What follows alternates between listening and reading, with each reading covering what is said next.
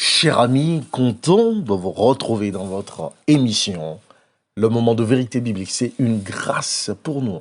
Que nous puissions ensemble méditer sur la parole de Dieu, approfondir notre connaissance et surtout nous connecter à la source divine, source de tous les bienfaits, source de protection, source de salut, source de provision, source de transformation, source de bénédiction et de préparation pour l'éternité. Alors comment allez-vous? J'espère que vous passez une agréable journée sous les ailes des anges de l'Éternel notre Dieu. Eh bien, nous allons continuer notre étude sur la santé selon les principes de la Bible, mais avant de continuer, permettez-moi de prier avec vous. Saint, Saint, Saint es-tu notre Dieu. Nous nous agenouillons devant toi pour proclamer tes bienfaits, pour célébrer tes refaits, pour te dire combien nous t'aimons, pour te dire combien nous apprécions ton amour à notre égard. Alors en ce moment où nous allons encore ouvrir ta parole, nous te supplions de pouvoir nous ouvrir. Pensée, cœur, émotions, sentiments, mais aussi que ta grâce soit abondante dans notre vie, afin que nous ne puissions pas seulement être informés, mais être transformés pour la gloire de ton Saint, au nom de Jésus-Christ. Calme tous les bruits de notre cœur, nos anxiétés, nos soucis, nos peurs, nos craintes, notre incrédulité, notre doute. Mais aussi guéris-nous, visite-nous avec ta guérison, à part ta toute puissance, Seigneur. Restaure notre santé et que notre foi soit ancrée en toi pour expérimenter la manifestation, la révélation de ce qui est écrit dans ta parole, dans notre vie, au nom de Jésus-Christ. Amen. Eh bien, Dieu a fait un rappel solennel pour ceux qui ignoraient, pour ceux qui viendraient à ignorer ces principes par rapport à l'utilisation du corps, du temple qu'il nous a donné. Eh bien, dans Galates chapitre 6, verset 7, l'apôtre Paul, en étant inspiré, nous dit « Ne vous y trompez pas, on ne se moque pas de Dieu. Ce qu'un homme aura semé, il le moissonnera aussi. » En d'autres termes, Paul nous met en garde que si nous semons dans la désobéissance au principe divin, nous récolterons les malédictions. Mais si nous semons en étant obéissants au principe divin, nous récolterons les bénédictions. Ceux qui ignorent les principes de santé de Dieu récolteront plus probablement des corps brisés et des vies ruinées. Tout comme celui qui abuse de sa voiture aura probablement de graves problèmes, de graves pannes. Et ceux qui continuent à enfreindre les lois de santé de Dieu seront finalement détruits. C'est ce qu'il nous dit dans 1 Corinthiens chapitre 3, versets 16 à 17, où nous lisons « Ne savez-vous pas que vous êtes le temple de Dieu et que l'Esprit de Dieu habite en vous? Si quelqu'un détruit le temple de Dieu, Dieu le détruira. Car le temple de Dieu est saint et c'est ce que vous êtes. » Les lois de Dieu sur la santé ne sont pas arbitraires. Ce sont des lois naturelles et établies de l'univers comme la loi de la gravité. Ignorer ces lois peut apporter des résultats désastreux. La Bible dit dans Proverbes chapitre 26 au verset 2 ce qui suit. Lisons ensemble. Comme l'oiseau s'échappe, comme l'hirondelle s'envole, ainsi la malédiction sans cause n'a point d'effet. Les problèmes surviennent lorsque nous ignorons les lois de la santé. Dieu, dans la miséricorde, nous dit quelles sont ces lois afin que nous puissions éviter les tragédies qui résultent de leur violation. Et vous savez, cela a des conséquences au-delà de notre personne, au-delà de nos propres vies. Dans Deutéronome chapitre 12, verset 25, Dieu nous met en garde en nous disant ce qui suit. Écoutez, s'il vous plaît. Tu ne le mangeras pas afin que tu sois heureux, toi et tes enfants après toi, en faisant ce qui est droit aux yeux de l'Éternel. Et dans Exode chapitre 20, verset 5, il nous dit cette vérité cardinale. Lisons ensemble. Tu ne te prosterneras point devant elle et tu ne les serviras point, car moi, l'Éternel ton Dieu, je suis un Dieu jaloux qui punit l'iniquité des pères sur les enfants jusqu'à la 3e et la 4e génération de ceux qui me haïssent. Dieu dit clairement que les enfants et les petits-enfants jusqu'à la quatrième génération paie pour la folie des parents qui ignorent les principes de Dieu. Les enfants et les petits-enfants héritent de corps affaiblis et malades lorsque leur mère et leur père défient les règles de Dieu pour leur vie. Vous n'êtes pas sans savoir les avancées scientifiques par rapport au fonctionnement de l'ADN et à la prolifération des maladies au-delà des générations, à la communication des gènes à nos progénitures. Ainsi, nous ne devons pas seulement le faire parce que Dieu le demande, mais nous devons aussi le faire parce que cela compte bien pour notre propre bonheur, mais aussi pour le bonheur de nos progénitures, pour ces enfants, ces petits-enfants qui viendront après nous, pour ces enfants et ces petits-enfants que nous mettons au monde et pour lesquels Dieu nous amènera en jugement pour nous demander des comptes. Ainsi, nous avons un choix à faire. Ainsi, nous avons des solutions qui nous sont offertes, non pas seulement pour que nous puissions être bien dans notre corps, mais aussi bien dans notre progéniture. Alors, quel autre fait qui donne à réfléchir que la parole de Dieu révèle? Dans Apocalypse chapitre 21, verset 27, nous lisons ce qui suit. Suivez-moi, s'il vous plaît. Il n'entrera chez elle rien de souillé, ni personne qui se livre à l'abomination et au mensonge. Il n'entrera que ceux qui sont écrits dans le livre de vie de l'agneau.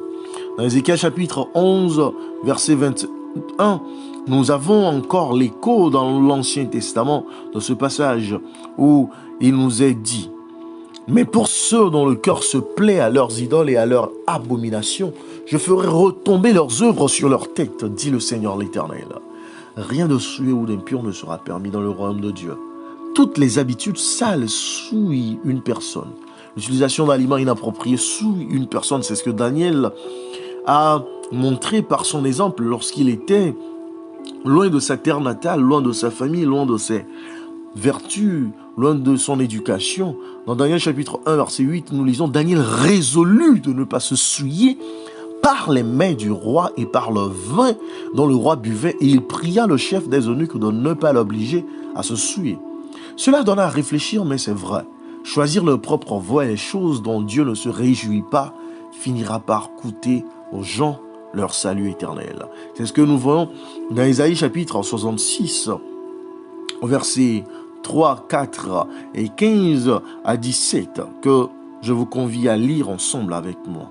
Celui qui immole un bœuf est comme celui qui tuerait un homme. Celui qui sacrifie un agneau est comme celui qui romprait la nuque à un chien. Celui qui présente une offrande est comme celui qui répandrait du sang de porc. Celui qui brûle de l'encens est comme celui qui adorerait des idoles. Tout cela se complaise dans leur voie et leur âme trouve du plaisir dans leurs abominations. Moi aussi, je me complairai dans leur infortune et je ferai venir sur eux ce qui cause leur effroi, parce que j'ai appelé et qu'ils n'ont point répondu, parce que j'ai parlé et qu'ils n'ont point écouté. Mais ils ont fait ce qui est mal à mes yeux et ils ont choisi ce qui me déplaît. Car voici l'Éternel arrive dans un feu et ses chars sont comme un tourbillon. Il convertit sa colère en un brasier et ses menaces en flammes de feu. C'est par le feu que l'Éternel exerce ses jugements. C'est par son glaive qu'il châtie toute chair. Et ceux que tuera l'Éternel seront en grand nombre. Ceux qui se sanctifient et se purifient dans les jardins au milieu desquels ils vont un à un, qui mangent de la chair de porc, des choses abominables et des souris, tous ceux-là périront, dit l'Éternel. L'Éternel, chers amis, nous met en garde contre ce qui nous arriverait si nous choisissons de ne pas suivre ses ordonnances, de ne pas suivre ses commandements, de ne pas faire selon ce qu'il nous commande de faire. Et si le choix est devant nous, chers amis, si nous voulons une destruction en étant dans des choix suivis de conséquences désastreuses, aussi nous voudrions bien marcher selon le plan de l'Éternel, notre Créateur.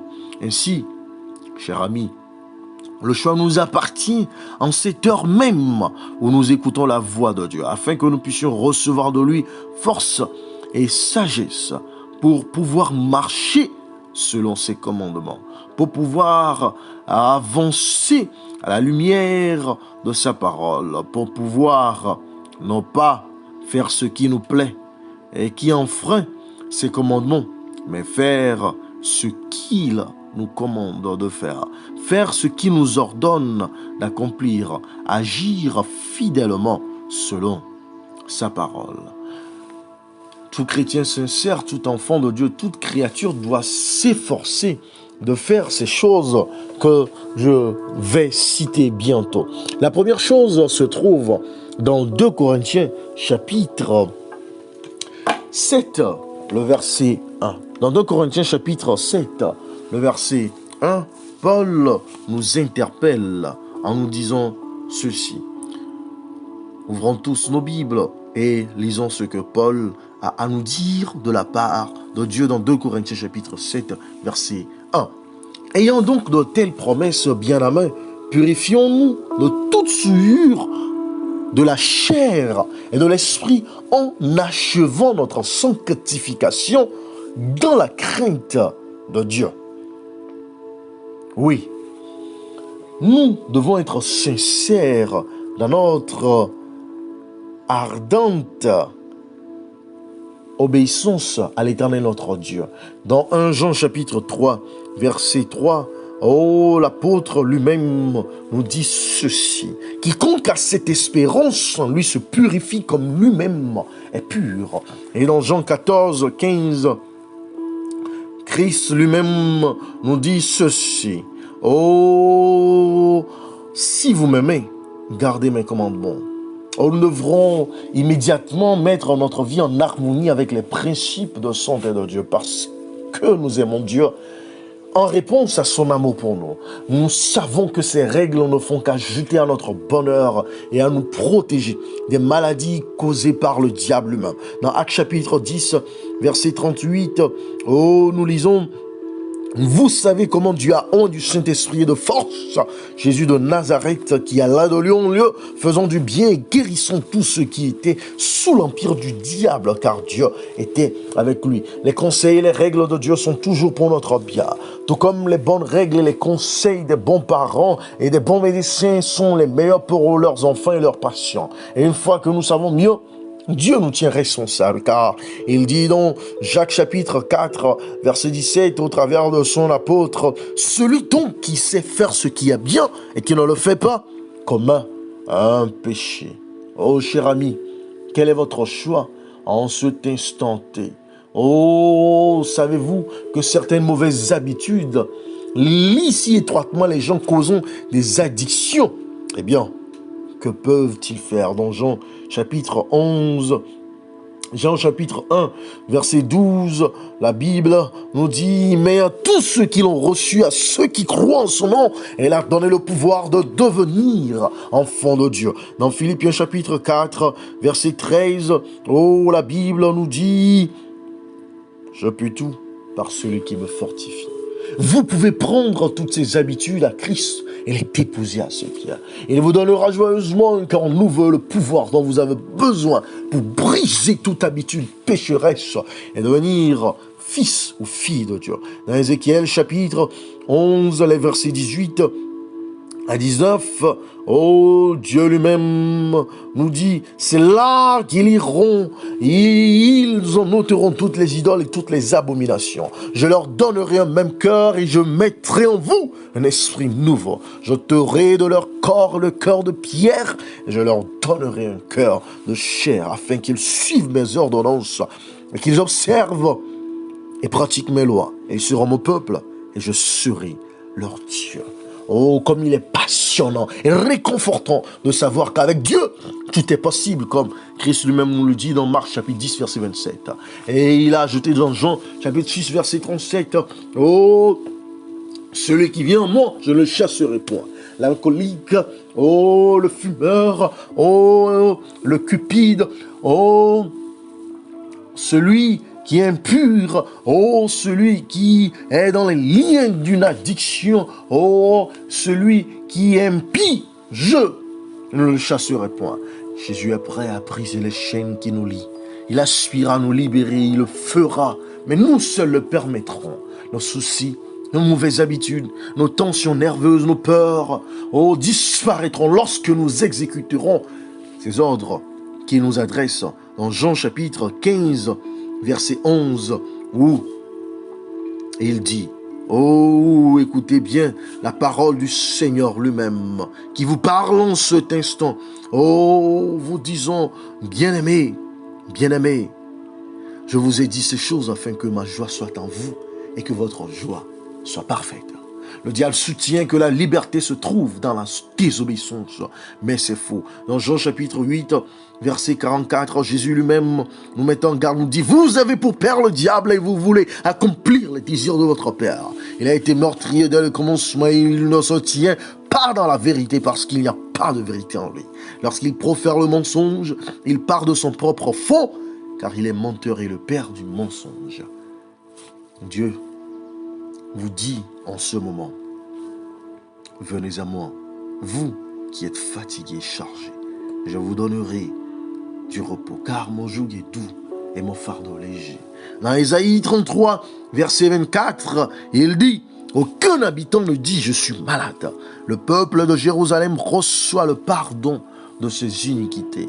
Dans Apocalypse chapitre 21, verset 4, Christ lui-même nous dit, il essuiera toute larme de leurs yeux, et la mort ne sera plus, il n'y aura plus ni deuil, ni cri, ni douleur, car les premières choses ont disparu.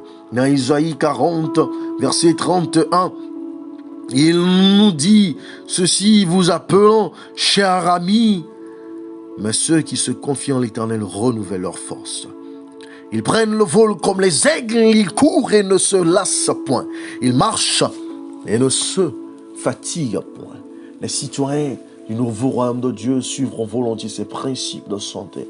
Il n'y aura ni maladie, ni peine, ni handicap, ni épidémie. Ils seront bénis avec une vigueur, une jeunesse éternelle et vivront avec Dieu dans la joie, le bonheur suprême pour toute l'éternité. Et dès à présent, Jésus vous tend la main, vous offrant cette opportunité de lui appartenir et d'être préparé pour l'avenir. Quel est votre choix?